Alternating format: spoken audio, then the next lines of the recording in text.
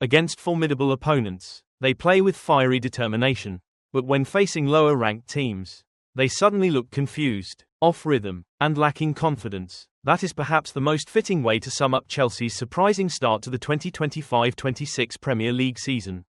The team that had just beaten Paris Saint-Germain to claim the Club World Cup, still basking in the euphoria of triumph over the French champions, suddenly looked toothless and inexplicably wasteful when up against Crystal Palace. And if Eberechi Eze's free kick goal had stood, the Blues might well have suffered a disaster right on opening day.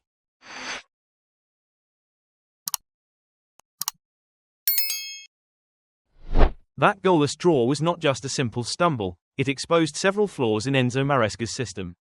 From a lack of creativity, the forwards' wastefulness, to the absence of a true leader capable of untangling the game when it falls into deadlock, Chelsea's shortcomings were laid bare, and unless they learn quickly from this setback, the Blues could find themselves repeatedly bogged down against supposedly weaker opponents. Crystal Palace arrived at Stamford Bridge with an impressive pedigree, having won the FA Cup by beating Manchester City and then toppling Liverpool in the Community Shield. They are no longer just a lucky dark horse, but a well-organised side that knows how to turn its strengths into real weapons. Throughout the 90 minutes, Crystal Palace defended with discipline. Their well-structured mid-block pressing denied Chelsea much space to build attacks. They conceded possession but cleverly suffocated the danger zones. Chelsea's midfielders saw plenty of the ball and made endless passes, yet offered little spark in the final third.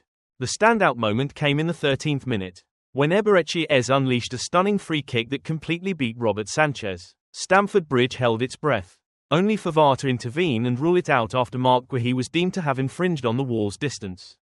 Chelsea escaped by the narrowest of margins. Without that decision, Palace might have turned the Blues' opening day into a nightmare. Palace weren't just solid defensively, they were combative in duels. Jean-Philippe Mateta was fortunate not to be sent off after a reckless challenge. That fierce spirit consistently frustrated Chelsea. Instead of imposing the authority of a giant, the Blues looked rushed, impatient, and repeatedly made the wrong choices in the final third. When Chelsea ran out of ideas, all eyes turned to Cole Palmer. But this was no repeat of his heroics on American soil, where he had been the standout player of the Club World Cup. Against Paris, Palmer was almost invisible over the full 90 minutes. He searched for pockets of space but never produced the explosiveness he had once shown.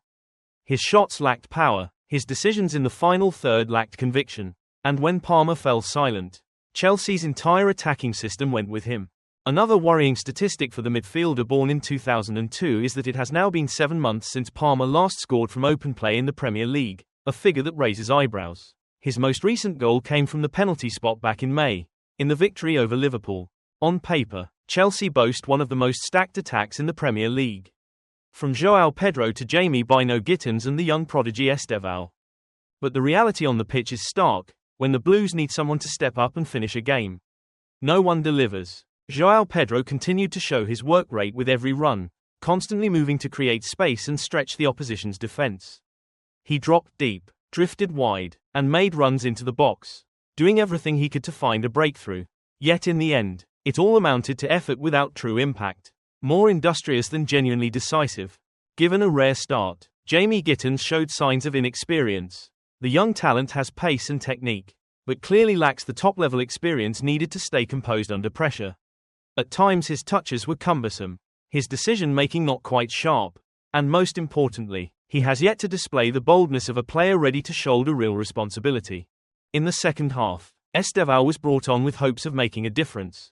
The Brazilian did inject a bit of energy, bursts of pace down the flank and flashes of skill that gave the fans a glimpse of freshness in Chelsea's play. However, it all remained just a faint spark, not nearly enough to change the outcome. Meanwhile, Enzo Maresca's decision to leave Nicholas Jackson out of his plans raises even bigger questions. Despite all the criticism he has faced, Jackson still offers physical presence in the box and knows how to exploit space. In reality, Chelsea registered 19 shots but only 3 were on target. That conversion rate is far too low to seriously think about winning. It laid bare the truth that the Blues still lack a true finisher, someone with the killer instinct to punish opponents in a single moment.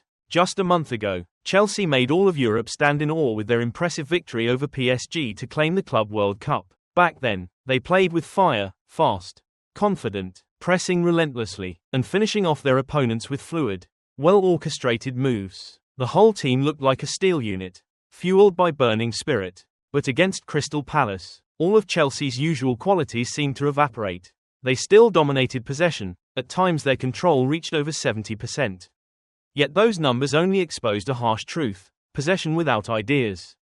The ball was circulated sluggishly from centre-backs to full-backs, then back into midfield. Rarely was there a breakthrough run or a daring pass to tear open the opposition's defensive structure. The slow tempo allowed Palace plenty of time to reset the two defensive lines and reinforce the double-decker bus parked just outside the box. This contrast raises a pressing question: how can Chelsea explode with power and cohesion against Europe's elite, yet look so dull and toothless against teams considered weaker? Is it a matter of complacency and mentality? Or is Maresca still searching for solutions to unlock packed defensive blocks? After the draw with Crystal Palace, Chelsea now head into a run of games against West Ham, Fulham, and Brentford. On paper, all three are considered weaker opponents, but in reality, things could play out very differently. Palace have just proven that with solid organisation, closed spaces, and patience to let Chelsea sink into their own deadlock, it's enough to take points off a star-studded side. That could become a textbook lesson for other underdogs to follow when facing Enzo Maresca's Chelsea. West Ham possess a physically dominant midfield, fully capable of pressing relentlessly and disrupting Chelsea's attempts to dictate the tempo. Fulham may not boast a superior squad, but they always prove a tough nut to crack in London derbies. They tend to play with double the fire whenever they face Chelsea, and they have the experience to capitalise on even the smallest gaps their opponents leave behind. Brentford present a different kind of challenge. The Bees, known for their pragmatism, always find ways to exploit the weaknesses of bigger opponents. They thrive on quick counter-attacks, long balls, and set pieces, the very vulnerabilities that have haunted Chelsea for several seasons now. The greatest responsibility now, of course, lies with Enzo Maresca. He arrived at Chelsea with an impressive tactical resume, particularly noted for his ability to organise a structured, possession-based game. But possession is only part of the equation. It allows Chelsea to control the tempo, yet it doesn't guarantee goals without variety and sharpness in the final third. That is the real gap Maresca must fill. First and foremost, he needs to make Chelsea's attacking system more direct. Possession counts for little if the build-up remains slow and predictable. The Blues need more penetrating passes that drive straight at the opposition's defense, rather than endless sideways exchanges to keep rhythm. At the same time, Maresca must show greater courage in how he uses young talents like Estevão. The Brazilian cannot remain just an emergency option, thrown on when the team runs out of ideas. He needs genuine opportunities to explode, because his pace and technique could unlock unexpected attacking patterns. In addition, leaving Nicholas Jackson out of the plans also needs to be reconsidered. While not the perfect striker, Jackson still offers a valuable rotation option, and more importantly, the presence of a true number 9 can create healthy competition across the entire attacking line. Over the course of a long season, that is something indispensable. And finally, Chelsea must devote more time to set-piece routines, an age-old weapon for breaking deadlocks effectively, especially in matches where the opposition sits deep with numbers behind the ball. The goalless draw against Crystal Palace can be seen as a wake-up call for Chelsea. It was a reminder that in the Premier League, there is no such thing as an easy game, and complacency always comes at a cost. It also highlighted that, despite their star-studded squad, Chelsea still lack a true leader capable of turning the tide when the game stalls. If they treat this as a lesson and make adjustments, Chelsea can come back stronger, but if they ignore it and continue down the same worn path, the Blues could easily sink into a run of disappointing results. And in that case, all the promises of a Chelsea revival will quickly fade into illusion. On opening day, Chelsea didn't lose, but they gave away far more than just 2 points. They lost belief. They lost the momentum built after their Club World Cup triumph. And most importantly, they lost the chance to prove they are ready to enter the new season as genuine title contenders. The Premier League season is still long, but Chelsea's road ahead will be anything but paved with roses.